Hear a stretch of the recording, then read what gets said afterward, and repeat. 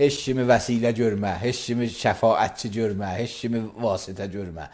Aləm doludur vəsaitlə. Əslən aləm vəsaitsiz deyil. Allah özü qərar verib bunları. Əslən aləm vəsaitsiz deyil. O cahillikdir ki, insan aləmdən səbəbləri silə, vəsaiti silə. Ancaq Allah eninə düzdür. Ancaq Allah səbəblərlə boyuna əlaqədə tam cəhalətdir. Tam olaraq. Yəni, körluqdur ki, insan vəsaiti görməyə. Ya görə dana. O da bir ayrı model körluqdur. Biri yatmaqdır, biri özünü yatmağa vurmaqdır. İnatdır da. Düşün. Hər halda təsbihin mənası budur. Pəs təsbih Allah eləyim bu cürdür. Buna deyirlər ləfz-i təsbihi, qol təsbihi. Bir təsbih də var, qəlb təsbihidir. Bu da düşüncədən yaranır, Allahı tanımaqdan. İnsan Allahı tanısa, görər, heç varlıq Allahın kənarında deyil. Allahın məxluqudur. İmamlardan birindən hədisdir ki, bir nəfər gəlir imamın xidmətinə, Allah-u Əkbəri imam soruşur ki, nə cür təfsir edirsən? Buyurur, Allahu Əkbəru min kulli şeyin. Allah hər şeydən böyükdür. İmam buyurur ki, məgər Allahın kənarında başqa şeyi də nəzərdə almaq olar ki, müqayisə eləyək bu ondan böyükdür. Deyir, bizə belə öyrədiblər. İmam buyurur, Allahu Əkbəru minən Yusuf. Allah daha böyükdür ki, vəsfə gələ. Nəinki başqasından böyükdür. Başqasından böyük, yəni eninə gətir. Bunları müqayisə edir. Əhl-i Beytin təvhid məarifi bunlardır. İnsan düşüncədə yetişər ki, Allah-u Teala heç bir nüqsanı yoxdur, heç bir xələli yoxdur, heç bir eybi yoxdur. Haman ki, Quran deyir, Lillahil əsmaul husna. Tamamı gözəlliklər adlar onundur. Və hər nə vəsfi ki, nüqsanı çatdırar, Allah ondan nədir? Uzaqdır. Buna deyirlər təsbih-i qəlbi. Qəlb təsbihi bağlıdır Allahı tanımağa. İnsan Allahı o qədər ki, bəşər tanıya bilər, tanısa, getdiksən yetişər ki, kəmallar hamısı ondandır. Nüqsansızdır, çünki nüqsanlı Allah olmaz. Lillah, ancaq onun Allah üçün də əsma-i husna. Bu da təsbih-i qəlbidir. Mən elə insanda təsbih istəyirəm, mən eləyib, qeydaq görək, əşyada nədir? Üçüncü təsbih adına deyərlər əməl təsbihi. Əməli təsbih. Bu incə bir sözdür. İnsan bəzən deyər, hələ Allah işin görməyibdir. Mən bir misal vurum, ta qeydaq bu təsbihi, əməli tam aydın olsun. Bir projedir, məsələn, bir bina tikilir. Bənna bizzat tikməlidir. Hər an özünə məxsus işi var. Sən gəlirsən, görürsən, naqis qalıbdır bu proje. Tam düzəlməyibdir. İndi kimdədir bu təqsir? Nüqsan kimdədir? Deyirsən, məsələn, bənna təmbəllik eləyir, yarımçılıq qoyub gedibdir. Yaxud filan məsələn nəccardır, filan başqa bir sənətkardır. Əgər bu aləmdə ki, baş tutub bu aləm, bəşərin yaşayışı bu aləmdədir. Aləmin nəzam intizamı. Cəmiyyəti ki, yaşayır. İndi bizim cəmiyyətimizdə problem var, çətinlik var. İnsanın özündə bəzən çətinlik var. Bəzən çatışmamazlıq var, bəzən əxlaq çatışmamazlığı var, görürsən, tez hisslənir, səbirsizdir, hövsələsizdir, ya cəmiyyətdə əxlaq bohran olur. Əgər desək, nüqsan Allahdandır, hələ Subhanallaha yetişməmişik. Əgər Allah öz işin görübdir, indi qalıb mən və cəmiyyətəm. Yəni, o ki, çalışmalıdır, tədbir eləməlidir, proqram töhməlidir, iş nəzminə görməlidir, bəşərdir və cəmiyyətdir. Onda deyə bilirik Subhanallah. Əməl Subhanallahı, yəni Allaha yükləmə nüqsanı. Əməl Subhanallahı, yəni duayağa, özünün çatışmamazlıq əxlaqi cəhətləri və özündə araşdır. Araşdır və kontrol elə və müalicə elə. Çünki o ki Allaha aid idi, sənə nisbət, səndə ixtiyarında qoyubdur. Ağlı veribdir, qəlbi veribdir, o cihazlar ki lazımdır sən inkişaf eləyəsən, özünü nizarət eləyəsən, o vəsaiti ki sən ondan eləyə biləsən, yüksələsən, hamısı ixtiyarındadır. Buna deyərlər əməl Subhanallahı. İnsan əgər qolun çiymaladı, durdu özünü islah eləsin, nəinki Allaha şikayət eləsin, Allah məni niyə bilirəmsən? Onda yəni deyir Subhanallah.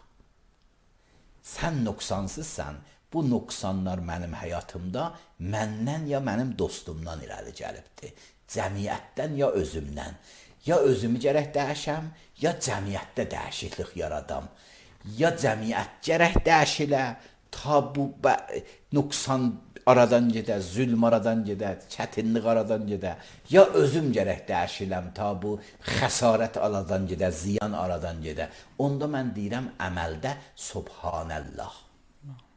Görürsən, bu Subhanallah demək, məsuliyyət ki insanın öhdəsi nədir? Ondan paraleldir. İnsan məsuliyyət hiss elədi özünə, məsuliyyət hiss elədi cəmiyyətə ki, Allah gördüğün görübdür. Yəni, belə deyər ki, Allahı unuda, Allah məsələn yarımçılıq bir iş görə, naqis bir iş görə, bacaranmaya bir işi görsün, aciz ola, bir yerdə qəsd ola, zülm eləsin. Bunlar Allah'dakı yoxdur, pəs bizim həyatımızda nə çatmır, özümdəndir, cəmiyyətdəndir. Buna deyirlər Subhanallah. Ta bu hissə yetişməmişəm, bu çalışmağa yetişməmişəm, hələ əməldə insan təsbih eləmir. Pəs bir qol təsbihi var, bir qəlb təsbihi var, bir feil təsbihi vardır. Bu insanda. İnsanın təsbihi aydın. Amma Qur'an əcib sözlər danışır axı. Fəqət insana aid bilmir. İnsan şuurludur, ixtiyarlıdır, iradəlidir. Təsbih ona hər üç qismdə də mənası var. Amma Qur'an buyurur, tamam əşya təsbih eləyir. Bəzilər cəhətlər bunu məna eləyirlər zəbanı hal. Yəni dilləri olsaydı belə deyərdilər. Dilləri olsaydı belə deyərdilər. Məcaz mənasında.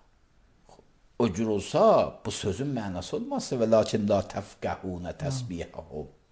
Allah israrla, təkidlə deyir. Siz təsbihin bilmirsiniz. Hamımız zəban halı başa düşərik da. İndi sən xoş bir mənzəriyə baxsan, xoş mənzərə deyir ki, məni rəssamlıq eləyən bir rəsmə baxsan, deyir, mənim rəssamım nə rənglərdən baş çıxadandır, mənim rəssamım nə hikmətlidir, nə elmlidir, nə incə bizatları dərk eləyəndir. Bu zəbanı hal ki, o hər zada baxsan, insanlar zəbanı haldan baş çıxadarlar.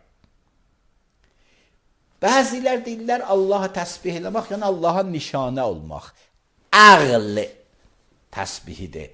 Yəni insanın əqli hər varlıqdan görür ki, Allah'a deyir ki, insanın əqli dərk edir. Hər varlıq nişanədir Allah'a. Nişanədir Allah'a bir növ təsbihdir. Allahın kəmalını göstərir. Allahın eyibsiz, nöqsansız olduğunu göstərir. Nişanə olaraq, ayə olaraq. Bunlar təsbihi, bu ki Allah-u Teala buyurur, tamamı aləm ayədir, nişanədir, güzgüdür tamamı aləmdə məni görə biləsən, bu cür məna eləyiblər. Bunu da biz dərk eləyə bildik. Və lakin la təfqəhunə təsbihəhumla uyğun gəlmir. Təsbih burada bir incə bir sözdür ki, nə zəbanı haldır, nə nişanə olmaqdır. Bundan yuxarı sözdür. Və biz bəzən bəzi varlıqlarda bir ayrı bir zatlar Quran göstərir, bir ayrı səhifə açır bizə. O səhifə ilə şayət tanış olsaq, bu təsbih də aydınlaşar bizə. Biz görürük ki, bəzi varlıqlar nəsə bizim zehnimizdə bunların şuurları yoxdur, düşüncələri yoxdur. Nəsə Quran bəzi hekayələr gətirir, bəzi hadisələr gətirir, nəsə təəccüblü onlarda şuur dərk edirik.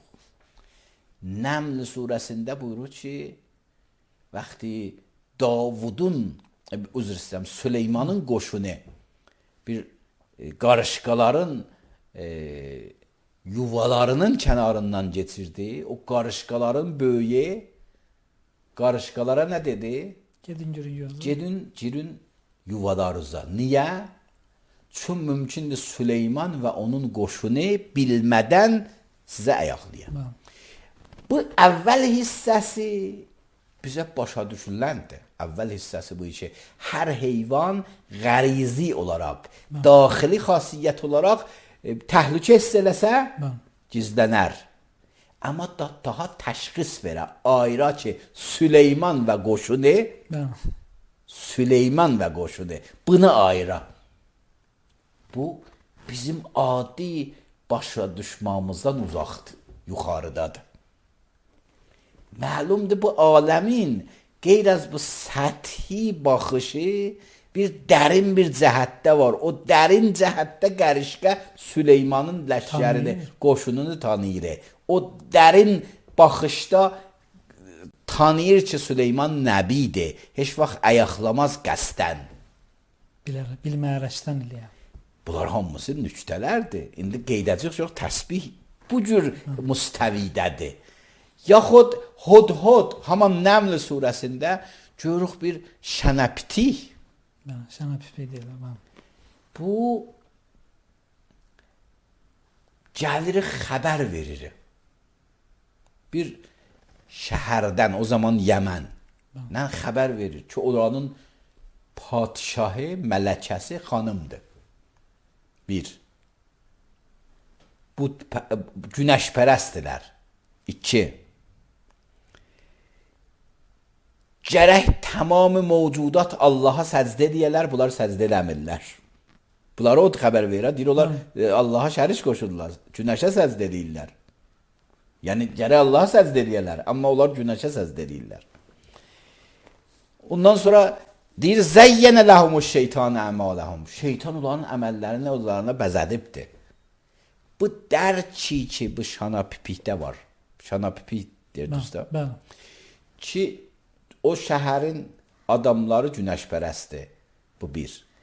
Gərək səcdə Allaha ola. Bunlar günəşə səcdə edirlər. İki. Mələkələri xanımdır. Üç. Şeytan onların əməllərini zinətləndiribdir. Dörd. Bunlar adi bizim baxışımızda belənçi bir quş bunu necə düşüncələrinə, bu dərkilərinə biz başa düşmürük. Bunlarda zəbanhal məni eləmək olmaz. Çünki Quranın açıq ayəsidir ki, qoşunudur Süleymanın. Süleyman diyalog eləyir ondan. Danışır. Məntiqut teyridir, danışma dili Süleymanda var idi. Deyir, biz ona quş dilini öyrətmişdik. Pəs bu aləmin bir zahirisi var, zahir qəti var. O zahir qətdə biz nə görürük? Qərişqə Süleymandan xəbər verə bilər, nə Süleymanın qaşınından. O quş nə səcdədən xəbər verə bilər, nə günəşpərəstlikdən. Amma mələkut tərəfi bizə açılsa, o mələkut tərəfində görə bilirik ki, en min şeyin la yusabbihu bihamdi. Tamam aləm Allah'a təsbih edir.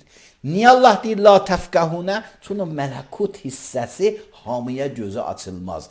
O tərəf, o qismət, pərdə açılsa bəli, təsbih görülər. Bu bir geniş bir mübahisədir. Bir hissəsini bu cələsə istədim izah edeyim ki, təsbih nə deməkdir? İnşallah bunun davamını da gələn cələsədə çox gözəl məqamlara toxundunuz. Əlbəttə, yəni biz hər şeyi zahirə baxanda ağılsız və cisim kimi görürük, boş əşya kimi görürük, amma Allah Taala daha gözəl bizə bəyan edir. Ustad, üzr istəyirəm, bu arada qısa bir fasiləyə getməliyik. İnşallah fasilədən sonra dəyərli tamaşaçılarımızın suallarını cavablandıracaq. Bəli, əziz tamaşaçılar, qısa bir fasiləyə yollanırıq. Fasilədən sonra yenidən sizinlə olacaq. Bizdən ayrılmayın.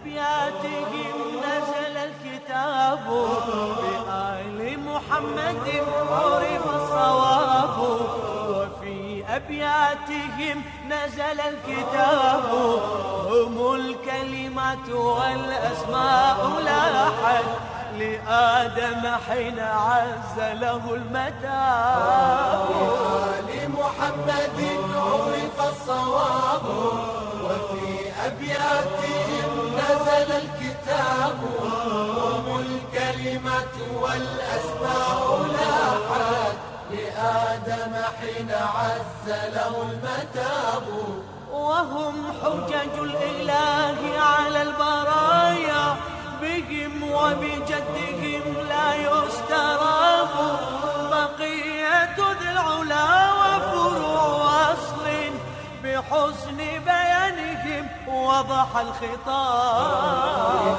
لمحمد عرف الصواب وفي أبياتهم نزل الكتاب الكلمة والأسماء لاحت لآدم حين عز له المتاب وأنوار ترى في كل عصر لإرشاد الورى فهم شهاب ذراري أحمد وبنو علي خليفته فهم لب اللباب. Bir daha selamun aleyküm əziz və dəyərli tamaşaçılar. Bizlərə sonradan qoşulmuş dəyərli tamaşaçılarımızı da salamlayıram. Xatırladım ki, siz Hidayət Çeşməsi proqramını izləyirsiniz və bizim bugünkü mövzumuz Quranda Tövhid və Şübhələrə Cavab idi və studiyamızın dəyərli qonağı Cənab Hüccətülislam vəl-Müslimin Məhəmməd Baqir Sayvər ağaydı. Proqramımızın ikinci hissəsi artıq başlayıb və siz bu hissədə proqramımıza zəng vura bilərsiniz və suallarınızı göndərə bilərsiniz. Ustad, elə istərdim ki, ilk olaraq sualdan başlayaq. Belə bir sual ünvanlayıblar. Salam, axşamınız xeyir olsun. Qonağınızı da salamlayıram. Sizi Masallı rayonun Bədalan kəndindən narahat edirəm. Xalamın ustada sualı var. Evində tək yaşayır, evdə qorxur. Nə dua oxusun ki, qorxu ondan çəkilsin. Deyir, Allah sizdən razı olsun. Əvvəla bir tövsiyəm var bunun əqrəbasına ki, bunu tək qoymasınlar, qalsın. Tək qalmaq, yaşamaq özü məkruhdur. Bu da elə bir cəhəti psixoloji cəhətdir. Yəni biri elə budur ki, insan bəzən xiyal qüvvəsi biləsində təsir edir və bu xiyalla bir sıra qorxular mümkündür. Bəzən istirablar, streslər, bəzən əslən insan çün tək qalar, təcrid bir halətdə tapar özünə. Ona görə ən yaxşısı budur ki, bunun əqrəbası da biləsiylə geçsin, gəlsin və hətta növbəti qalsınlar. Bu təcrübə mənim budur ki, bu cür hadisələrdə bəzən yaşlı insanlar çoxlu böyük ziyana düşürlər bu cür tək qalmalarından. Görürsən, biri dünyasını dəyişir, 2-3 gündən sonra hələ xəbər olur famililəri ki, bu dünyasını dəyişir. Bir bu. İkincisi də bu xanım Ayətül Kürsü oxusun. Ayətül Kürsünün böyük təsiri var insanın nəyində. Beləncə bir ruhunun saçıtlığında La hawlə və la quvvətə illa billah oxusun. Bu zikirlərin də təsiri. Bəli, çox gözəl təşəkkür. Selamünaleyküm. Selamünaleyküm. Salam verirəm Ustad Salvarağını. Bir namazla alakalı sualım var Ustad'a. Biz mesela Usta ayının hakkında Kur'an-ı Kerim'de okuyorduk ki mesela tutmanın günleri sonra qənazı tutarsınız. Zəngimiz oldu. Səs kəsildi, zəngə cavab verək. Alo. Selamünaleyküm. Selamun aleyküm və rəhmətullah. Buyurun, eşidirik sizi. Allah razı olsun. Teşekkür edirik. Ağamızı da salamlayırıq. Suallarımızı cavablandırır, əziyyətimizi çəkir. Allah var eləsin sizi. Demək, sualım biri bu idi ki, yuxuda insan gördüklərini necə müəyyən eləsin ki, bu bərzəx aləminə aiddir, yoxsa gün ərzində fikrimizi məşğul elədiyimiz şeylərlə əlaqəlidir. Bir də ikinci sualda bu Ənfal surəsinin 30-cu ayəsində biraz yəni bu ayəni oxuyub biraz yanlış fikrə düşür, yanlış suallar yaranır. Yəni ağa daha gözəl ona açıqlama verərdi ki, məsələn, orada buyurulur, onlar hilə işlətdi, Allah da onlara qarşı hilə işlətdi, Allah hilə işlədənlərin ən yaxşısıdır. Yəni bu mənada biraz düzgün, yanlış anlamasınlar deyə ağa gözəl açıqlama verər inşallah. Təşəkkür Oldu, təşəkkür edirəm. Çox sağ olun, sizin var olasınız. Ustad, sualımız yarımçıq qalmışdı, səsi də dinləyək.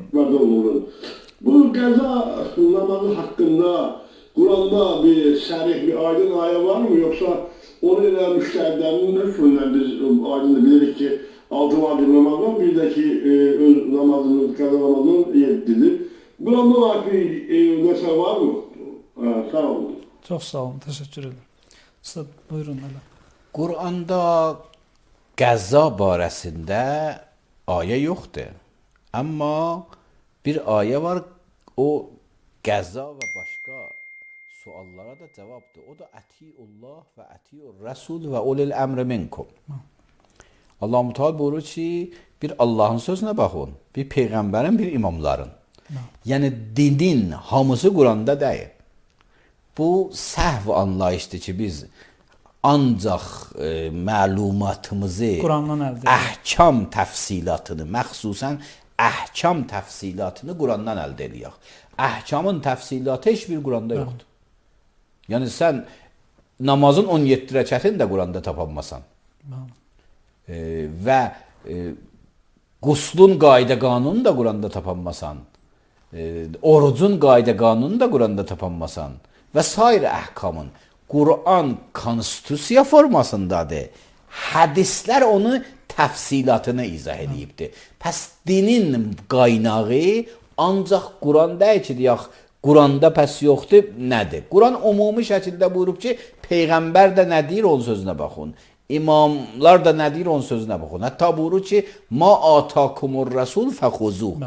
Hər nə Peyğəmbər sizə gətiribdir, onu da əxz edin, onu da götürün. Ona görə bu iki Quranda var ya yoxdur, yox, Quranda yoxdur. Quranın zahirisində qəza məsələsi yoxdur. Amma Qur'anın açıq ayəsi budur ki, Peyğəmbərin sünnəsi də sizə sənəddir, ulul əmrə də gərək itaət edəsiniz. Bəs hər nə hədis olaraq, səhih hədis olaraq Peyğəmbərdən və imamlardan var, o bizə dindir. Müctehidlər də heç vaxt özlərindən din çıxartmazlar. Dini qaynaqlardan, hədislərdən və Quran ayələrindən çıxardarlar. Mən bir hədis dərz eləyim. Hədislərdən biri budur qəza barəsində. Eqzi mafat kəmafat. İmam buyurur ki, nə cür fota gedib, o cür də qəza elə. Bundan çoxlu fətvalar istinbat olunubdur. Yəni qəsr namazı fota gedib qəsr. Zöhr namazı fota gedib zohr. Hər nə cür fota gedib, o cür də sən qəza elə. Zəngidən qardaşımızın sualına da cavab verəsə, yuxu görmək məsələsi. Yuxu məsələsindən mən başım çıxmaz ki, yuxu nə cür ayırmaq olar.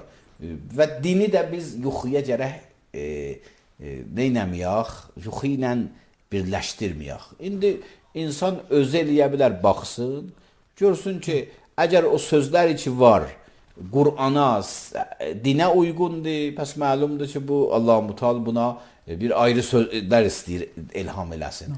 Amma dinə uyğun sözləri o yuxuları qoysun cənab. Bizim adi bəşərin yuxuları o cür sənət deyil ki, biz yuxulara çox neyniyək? Əhəmiyyət verək. Söykənək və əhəmiyyət verək. İkinci sualı da bəli, Məkrallah barəsində idi. Bəli, baxın, məkr çarə mənasındadır. Çarə yəni mənə, yəni insan tədbir eləyə. Məkr mənası mənfi tədbir deyil. Umumi mənadadır. Deyir, kafirlər tədbir eləyərlər, əlbəttə kafirlərin tədbirləri mənfi olar ki, İslamı aradan aparsınlar. Amma çün Allah-u Teala olan tədbirlərini də bilir. Yəni, onu çaşdırmaq olar ki, o səndən tədbirindən xəbəri yoxdur. Sənin nə cür girəcəksən, dağıdacaqsan xəbəri yoxdur.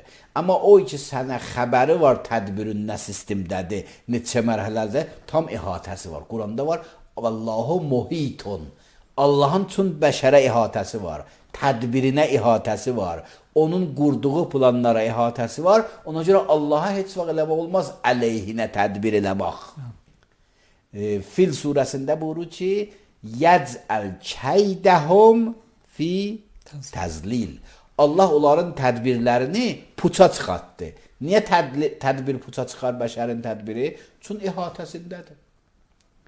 Sən hücum eləmisən Kəbəni dağıdasan, xəbərin yoxdur ki, bir yerdə çınqıl daşınan Allah nə plandır. Çünki Allahın planı sənin ihatındədir. Sən əhatə eləməmisən, Allah əhatə eləyib sənin. Allahın səndən xəbəri var, sənin ondan xəbərin yox. Buna deyərlər Allahın tədbiri. Bir cümlə daxildə izah edeyim ki, Ənfal surəsini tam olaraq Hadi TV-də təfsirini demiş o. Əgər Hadi TV-nin saytına ya bizim öz saytımıza müraciət eləsə, o təfsir hissəsində Ənfal surəsi vardır. Zəncimiz vardı, cavab verir. Alo. Selamünaleyküm, akşamınız xeyir. Selamünaleyküm. Araya bir sualım var ki, buyurun. Araya bir sualım var. Bəzi hədislərdə, rəvayətlərdə var ki, həqiqi cənnətə hələ heç kəs getməyib da, gedənlər də bərzəxin cənnətindədir. Bəs bu hurilər necə, həqiqi cənnətdədirmi? Yəni, onların qiyamətə qədər fəaliyyəti nədir? Bu barədə ara bir xəbər verir inşallah. Çox sağ olun, cürüz xeyir. Çox sağ olun, təşəkkür ediriz Zəncüns. Buyurun ustad. Baxın, o iki hədislərdən çıxır, bunlar yaranırlar. Yəni, ardıcıl yaranırlar. Yəni, elə bərzəx aləmində də vardılar və həmçinin qiyamət aləmində də vardılar. Bir məxluqdular, ardıcıl yaranırlar. Təkcə qiyamətə aid deyil, bərzəxə də belənci bir Allahın nemətləri var. Lakin yaranırlar ardıcıl. Yəni belə deyək ki, əvvəldə yaranıblar, indi deyək nə işləyirlər. Ardıcıl bunlar yaranırlar. Belə bir sual olur. Allahın salamı olsun sizlərə, ağanı da salamlayıram. Sualım var ağaya, rəğaib namazın cümə axşamı qılaq, yoxsa bazar günü? Bu başdan çox sağ olun, Allah razı olsun. Leylatül Rəğaib Rəcəb. Cümədir də o, cümə ki, səhəri cümə olacaq, ona cümə axşamı da, bəli. Cümə axşamı, bəli. Cümə axşamı, bəli. Yaxın, qabaqdan da Rəcəb ayı gəlir inşallah. Bu haqda da geniş mövzu ətrafında söhbət olunacaqdır. Bəli, digər bir sualımıza keçək. Salam sizi və qonağınızı salamlayıram. Sabah mənim ad günümdür. Ustad Sayvar ağa mənim üçün bir dua etsəydi şad olardım. Belə bir istək Allahdan istəyirik tamamı möminlər, tamamı müsəlmanlar əhl-i beyt yolunda olsunlar, nuraniyyət yolunda olsunlar, paçlıq yolunda olsunlar. Xüsusilə bu dua istəyəm.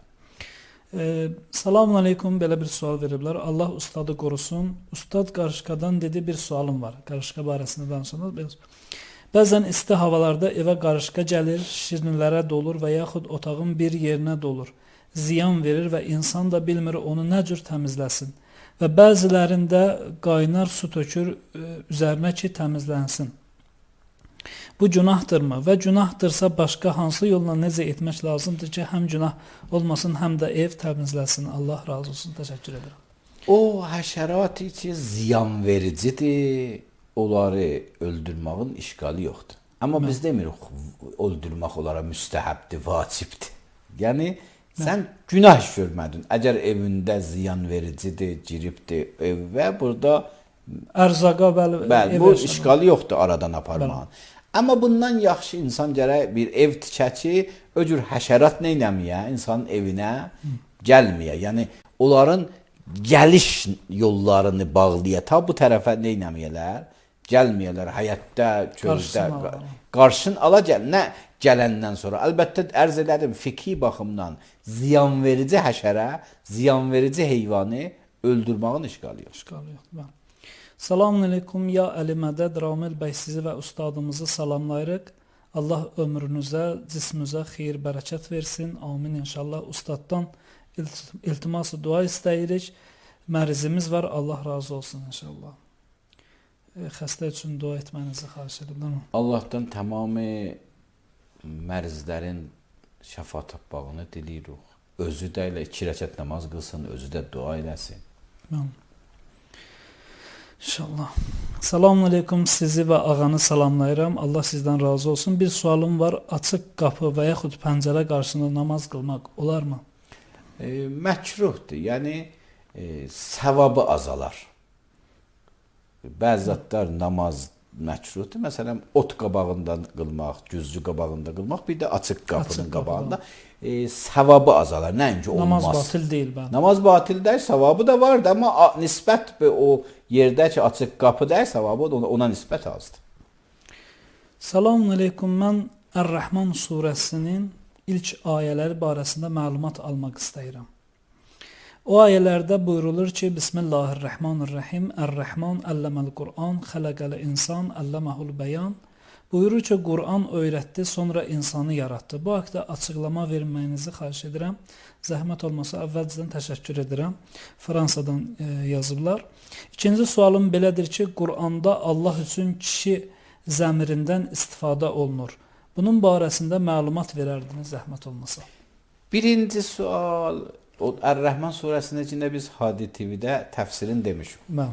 Yəni, həm müraciət edə bilər Hadi TV saytında. Həm də bizim saiver.com saytı var. Orada da Ər-Rəhman surəsinin tam hamısı vardır. 30 cələsədə Ər-Rəhman surəsi təfsir olunur. Amma qıssası ərz edeyim ki, insan əgər Allahla əlaqəsin qırsa, o insan bədən baxımından insandır. O vaxt ki, Allahın proqramı ilə yaşasa, o həqiqi varlıq olaraq insandır. Əlləməl Qur'an, xələqəl insanın mənası budur. Yəni, o vaxt insan tam yaranar ki, insan Qur'an təliminin əsasında özünü becərdə. Bir xilqət-i maddiyə insan var. Bir insanın iskeleti, insanın dünyaya gəlməsi anadan bəhs olunar. O, Qurandan, təlimindən qabaqdır. İnsan anadan doğulur. Bir də budur ki, yox, insan qərizəsindən, təbiətdən, təəssübundan, nəfsindən doğular. Bu vaxt nəfsindən doğular, bu insan becərilər, əlləməl Qur'an, xələqəl insan. Genişin də orada baxa bilər. İkinci sualı nə idi? İkinci sualı, bir dəqiqə baxayım, ikinci sual. Belə ki, Quranda Allah üçün kişi zəmirindən istifadə olunubdur. Bu qramatikiyə aiddir. Dilin çatışmamazlığı, belə deyək. Yox, dil bəhsi dəstən. Bu həqiqi qadın kişilik deyil ki. İndi biz, məsələn, kitab sözünə, ərəb dilində kitab sözü üçün axırında tı yoxdur. Axırında o əlamətlər ki, ona qadın cinsi gətirək yoxdur. Kitaba biz kişi cinsidən işlədərik. Bunun mənası bu da ki, kitab kişidir.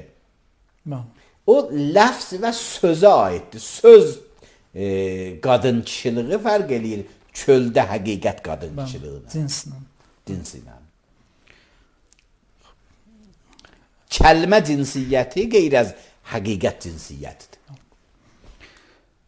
Bayaqki sual veriblər yenə təzədən və bir də xanımların qara paltarda, çadırda namaz qılması məkruhdurmu?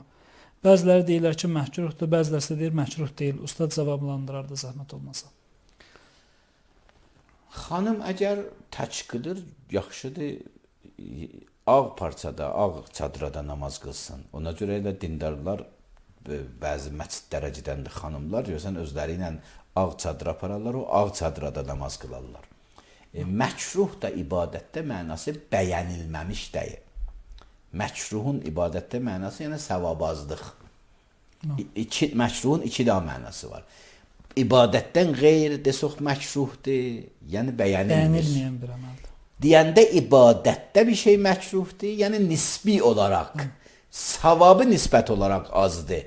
Biz xanımlar vaxtı evlərində namaz qılırlar, ya məsciddə namaz qılırlar, ən yaxşıdır, qəşəng o ağ çadırlarla namaz qılarlar, bəli, bu məna vardır. Belə bir sual veriblər. Selamun aleyküm, əziz Hadi TV və onun izləyiciləri.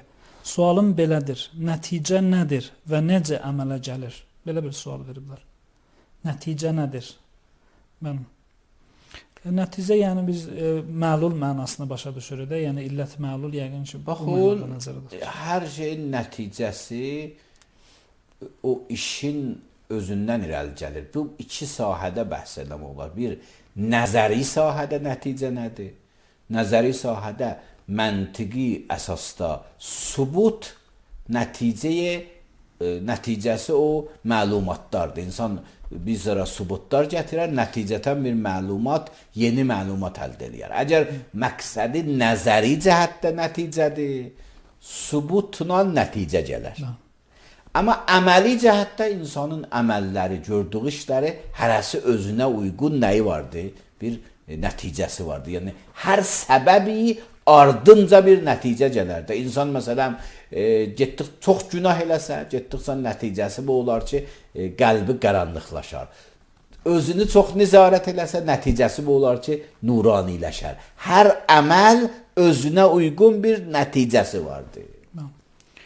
Bir də elə mövzumuza uyğun olaraq bunu qeyd eləmək istəyirəm ki, bəzi firqələr bizlərə irad edirlər ki, məsələn Allah Taala Qurani-Kərimdə buyurur ki, la təd'u ma'allaha məsələn, Allahla başqasını çağırmayın, bizim əhl-i beytə olan təvəssülümüzə irad edirlər. İstərdim ki, elə bu mövzuya da toxunasınız. Bunu biz burada elə danışmışıq. Bu ma'allah, yəni Allahla eninə. Baxın, əgər biz butpərəstlər kimi Allahın kənarında başqa Rəbbidə inansaq, desək o da Rəbbidir, şərik qoysaq Allaha rububiyyətdə, o olar təd'u məəllah, Allahın eninə. Amma heç kim müsəlmanlardan Allahın kənarında heç bir varlığı Rəbb olaraq qəbul eləmir, Rəbb olaraq inanmır, Allah sifətlərini onlara vermir. Amma vasitə olaraq Allah özü vasitəni yaradıbdır. Kullu aləm vasitə iləndir. İndi biz acalmışıq. Gedirik çörək yiyirik. Allahdan niyə istəmirik çörək yiyirik? Aya Allahdan istəmək əvəzinə çörəyin dalınca düşürük, Allahdan qeyrini çağırırıq? Yox. Çünki Allah bu çörəkdə doymaq xasiyyəti yaradıbdır. Bu Allahdan qeyrini çağırmaq deyil, çörək yemək.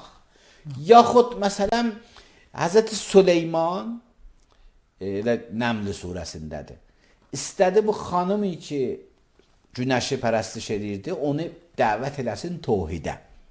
Çağırdı, məktub yazdı. Nəml surəsində məktubu gəlibdir. Nəml surəsinin 2 dənə bismillahı var, biri də o məktuba görə. Məktubun başlanğıcı. Orada çağırdı tohidə. Onlar gələndə Süleyman Peyğəmbər öz əshabına dedi ki, kim bunun təxtini gətirə bilər? Kimə dedi? Əshabına. Niyə Allaha demədi? Özdə qeyri-adi şeydi. Hətta adi işdə deyildi. Qeyri-adi Allahdan qeyrisindən istədi. Özdə Peyğəmbər olan bir şey. Peyğəmbərdir. Quran deyirəm, əyyukum yətini bi ərşəha. Hansız onun təxtini gətirəsiz? İstədi, Allahdan istəsin də, niyə Allahdan qeyrisi?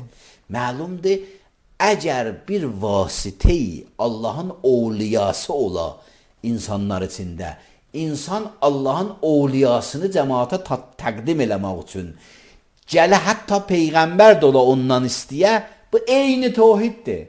Bini Allahın xəttini davam verməkdir. Süleyman istəyirdi özündən sonra cəmaata çatdırsın ki, kimdir mənim xəttimi davam verən, kimdir bu yol adamı, kimdir mələkutla tanış olan, kimdir nübüvvətin xəttini davam verən kimdir? Onu nə cür istədi görsəsin cəmaata? Dedi, baxın, təxti kim gətirə bilər? Hərə bir söz dedi, Asif ibn Bərxiya ki, Quran buyurur, endəhu ilmun minəl kitab.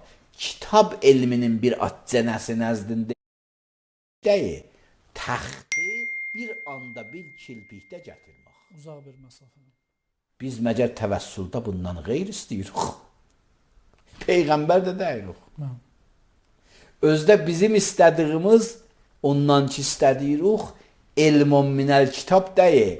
Rəd surəsinin axırıncı ayəsi deyil, endəhu ilmul kitab. Kitab elminin hamısı onun nəzdindədir. O ki istəyibdir, Peyğəmbərdir. O ki ondan istəyiblər, ilmun minəl kitabdır. Kitab elminin bir zərrəsidir. Biz iki istəyirik, Peyğəmbər deyirik. O ki ondan istəyirik, tamamı kitab elmi onun nəzdindədir. Gör istəmək olar ya yox. Düzdür, olar. Vaxtımız çox az qalıb. Bir sonuncu sualımızı da oxuyaq inşallah.